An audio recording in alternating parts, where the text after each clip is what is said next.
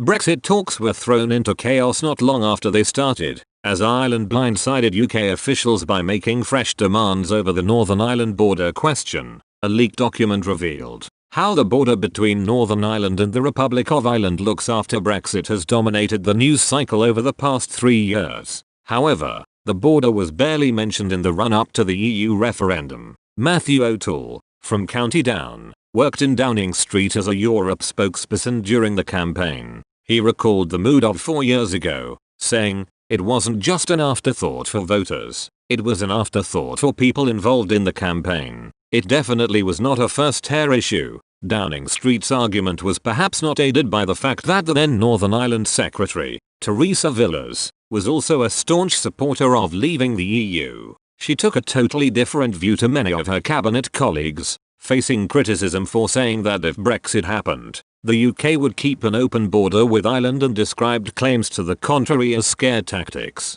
Even Prime Minister Boris Johnson said that he did not believe the Irish border would ever present a problem during the campaign. This is why when negotiations began after the 2016 EU referendum, the tough Irish stance blindsided British officials. Britain had believed that the question of how to avoid creating a hard Irish border would have been parked until the EU opened talks over trade and the future relationship. However, a leaked European Commission document entitled Dialogue on Ireland, Northern Ireland, and published in November 2017 showed Ireland was all of a sudden pushing hard for concrete reassurance on the Irish border question. The one-page paper stated that in order to preserve the Good Friday Agreement peace deal, the withdrawal agreement had to respect the integrity of the internal market and the customs union. It added that it was essential that the UK committed to avoiding a hard border by remaining part of the EU customs union and continue to abide by the rules of the internal market. It concluded that Britain had to ensure no emergence of regulatory divergence from the rules of the EU single market and the customs union,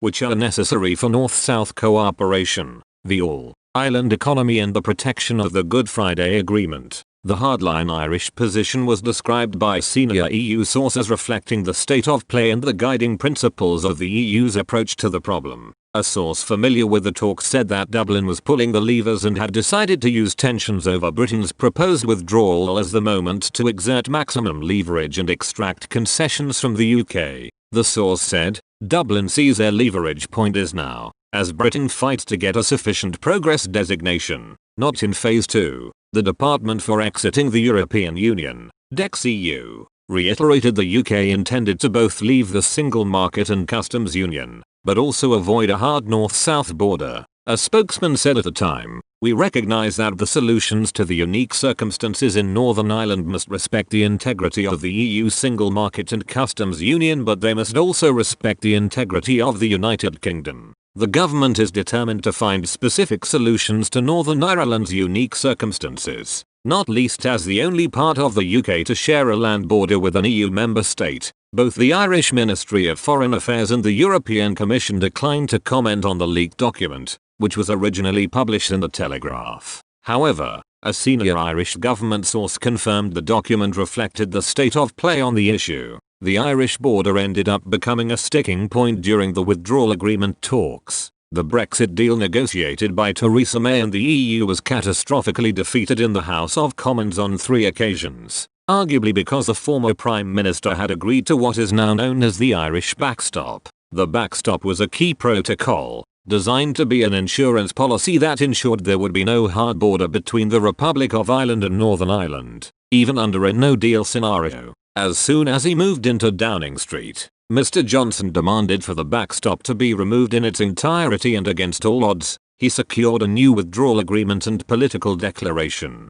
Under his proposals, Northern Ireland will leave the EU's customs union at the same time as the rest of the UK, meaning that the province can benefit from any future trade deals struck by the government after Brexit. However, Northern Ireland will remain an entry point into the EU's customs zone, and UK authorities will apply UK tariffs to products entering Stormont. For goods at risk of entering the single market, the UK will collect EU tariffs on behalf of the bloc. The central point of the deal states the two sides are underlining their firm commitment to no customs and regulatory checks or controls and related physical infrastructure at the border between Ireland and Northern Ireland. It also states unequivocally that Northern Ireland is part of the customs territory of the United Kingdom. Controversy surrounding the Irish border did not end when these proposals were agreed, though. Once the Brexit transition period ends on the 31st of December, Mr. Johnson now wants to impose new rules on the devolved governments to stop goods and services from different parts of the UK undercutting those in the other parts.